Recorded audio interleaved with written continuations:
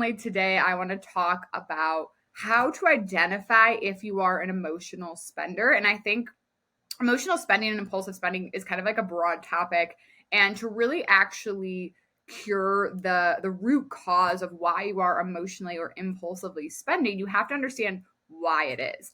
And when I look at emotional and impulsive spending, I have a lot of wisdom around this topic because I am someone who was a very heavy emotional impulsive spender. I at one point racked up $12,000 of credit card debt. And once I learned how to actually correct the root cause, I kind of went about it my own way of how to get out of this emotional spending and impulsive spending habits. When I was trying to work on it myself and get myself out of debt, I was doing a lot of research on it, and I found a lot of tips and tricks like hide your credit card and only use your debit card and a lot of stuff like that, a lot of surface level stuff. And I'm like, I don't want the tips and tricks. Like, I want to learn how to actually change this behavior. So the way that I got out of debt and really healed my emotional and impulsive spending is really my own methodology and how I did it and my unique perspective. And it really worked for me. And that's why I teach on this so much now. And when I look at emotional and impulsive spending, I see it as three separate categories. And you may either fall into one or you may fall into a little bit of all three. So when you are someone who emotionally spends or impulsively spends, and what I mean by that is you are driven to make a purchasing decision because of an emotional state that you're in. And if you weren't in that emotional state, maybe you wouldn't have made that purchasing decision. So it's when your spending habits are heavily influenced by your emotions.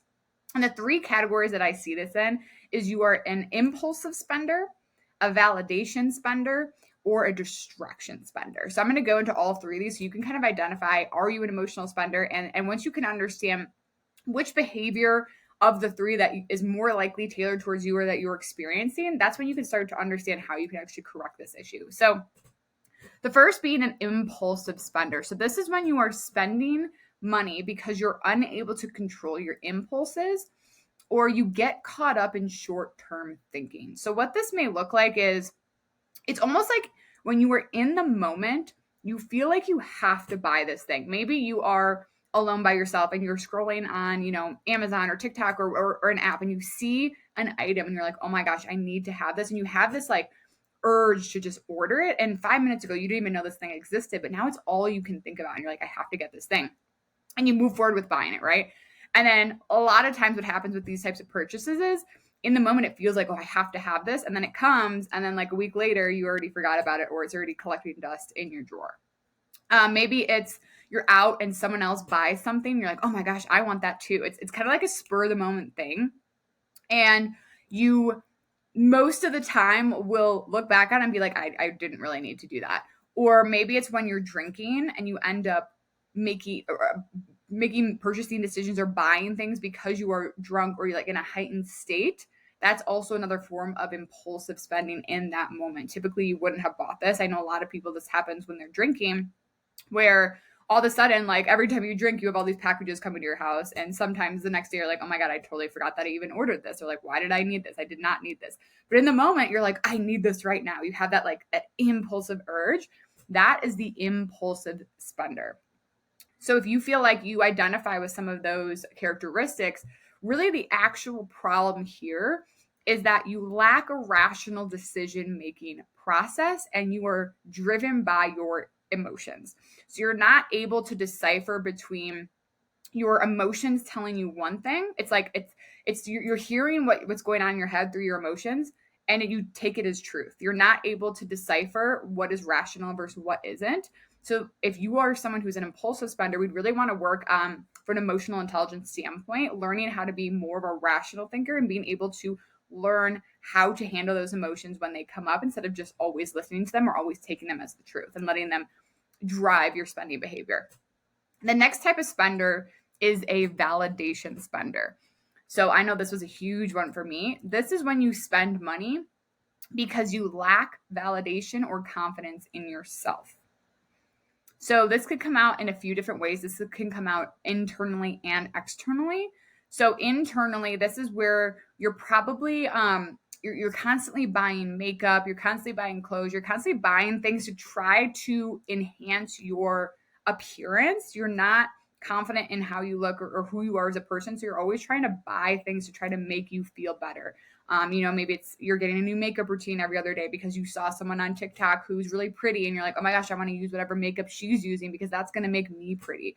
Or you buy a lot of jewelry or a lot of clothes and you're like, oh, this is finally going to be the thing that makes me feel really pretty. Or, you go through like just different phases of things. I'll tell you my story on this if you haven't seen this story before. I was the worst validation spender. I at one point bought fake teeth. Like I was so insecure with how I looked and I was like, I want better teeth. And I bought these like, I don't even know how to explain it to you. They're literally clown teeth, but like I saw an ad and I was like, oh my gosh, this is what's going to make me feel confident about myself.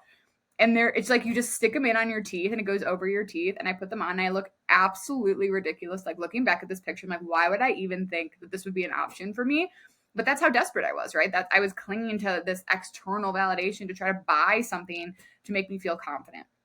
So that's a lot of internal validation, but you also may try to seek it externally from other people as well. So this could be spending money. You're always the one buying drinks for people because you want to like buy their like show them that you are very likable.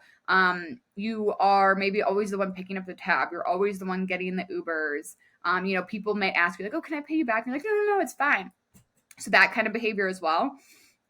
You can also be buying to have people perceive you a certain way to maintain a certain lifestyle. So maybe it's like, maybe if you're in a group of people, this is a random example, but if you're in a group of people and everyone like has designer handbags, and you're like, well, I have to like look the part, right? So I have to buy a designer handbag. Or, maybe everyone has a certain type of car and you have like an old shitty car and you're like, well, I need to buy a car because I need people to think that I have a certain type of lifestyle, right? So it's a lot of using your money to try to get acceptance from other people, whether it's buying things for them or buying things for yourself to be perceived a certain way. So that's going to be a validation spender.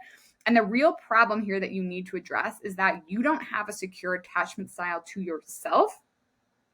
So you try to get it from other people or other things. So you develop this anxious attachment style to other people by, buying them things or buying things to make you look a certain way. So you're perceived a certain way to them, or you're anxiously buying things like makeup or clothes or whatever it is to try to build that validation for yourself. You're not able to give yourself validation, so you go looking for it. The last type of spender is a distraction spender. So this is someone who spends money to try to change their mood. So this is if you are sad, if you are bored, if you are lonely, if you're feeling insecure, if you're feeling down on yourself, if you're feeling angry, whatever it is, maybe you just had a bad day. The immediate thought you have is to go to spend money to try to make yourself feel better. So, you might have had a bad day and the first thing you want to do is just like, okay, I'm just going to go to the mall or I'm going to open the Amazon app and I'm just going to like open my favorite shopping app and just spend an hour on that, right? Or, maybe you had a really long week and you're like, what, I'm just going to go out. I'm going to go out to the clubs and I'm going to drink and spend money and just like forget about what happened, or maybe you're going through a breakup or you had an argument with your significant other. It's like, well, I'm just going to go out and I'm just going to forget about it. Or maybe you're just really bored. Maybe like it's a Saturday and you're bored and you're like, I don't know what I want to do. I'm just going to go to the mall. I'm just going to go, shopping to see what I can do to make myself feel better. So it's distraction spending because you feel an emotion and you're not able to sit with and regulate yourself in that emotion. So instead you try to buy your way out of feeling that thing. So the problem that you have here is you lack the ability to regulate your emotions and you try to use your money to regulate yourself for you. Okay. So you're going out and you're distracting from yourself and going, I'm just going to like throw money around. So all three of these, you could have symptoms of all three of these, or you may lean heavily towards one or the other, or you may go through seasons of your life where you're in one or the other. But once you can actually understand how these show up in your life and you can understand what the actual problem is, that's when you can start to solve these issues, whether it's, learning how to be a rational decision maker, whether it's learning how to validate yourself instead of looking for it elsewhere, or learning how to regulate your emotions. That all comes back to emotional intelligence work. When you let your emotions, your insecurities and your reactions and your impulses lead the way and you don't know how to navigate them and control them, they're always going to control your spending habits, whether it's, the impulsive spender, your emotions, your impulses are leading the show. If it's the validation spender, your insecurities are leading the way. if it's a distraction spender, your lack of emotional regulation and your emotions are leading the way. So it all comes back to emotional intelligence work. And this is how I actually got out of $12,000 of credit card debt. It wasn't the tips and tricks. It wasn't learning how to like create a budget, because I did all those things. I learned all the money management stuff. I learned, I read a lot of financial books and I created a budget and I did all the money management stuff. But at the end of the day, I kept racking up credit card debt because the core root issue was that I didn't have control over my emotions. I didn't know how to regulate myself. I still had these insecurities and I was letting them drive my spending behavior. So it wasn't until I really started doing emotional intelligence work and I started working on how to regulate myself, validate myself, and control my impulses. Naturally, that's when my credit card debt started going down. And it was actually really funny because I didn't necessarily know that would happen. I knew that I had some of my own personal development work to do, and I separately was doing a lot of like very tactical money management stuff on the side. I started really diving into emotional intelligence work just for my own personal sake, my own reasons. And then all of a sudden, like my credit card debt started getting lower and lower and lower and lower. And then eventually, after 11 months, I had paid it off. And I was like, oh, that's really interesting. Like it's like when it was a byproduct of the emotional intelligence work. And I never thought of it that way. I always was like, oh, I have to create a budget and I have to learn how to invest and I have to learn how to manage my money. And sure, that works to a certain sense. But if you're an emotional and impulsive spender, you're never going to be able to out budget your way out of credit card debt or budget your way to wealth. You have to learn the root cause, which is a lack of emotional intelligence and regulation. And when you start to really prioritize that, it's really crazy how intentional you get with your money. And you start to see your spending habits drastically change.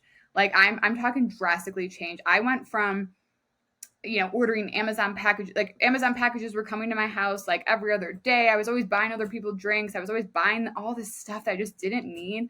To looking at my credit card statement, I'm like, oh, I can like pay my credit card off in full every month now.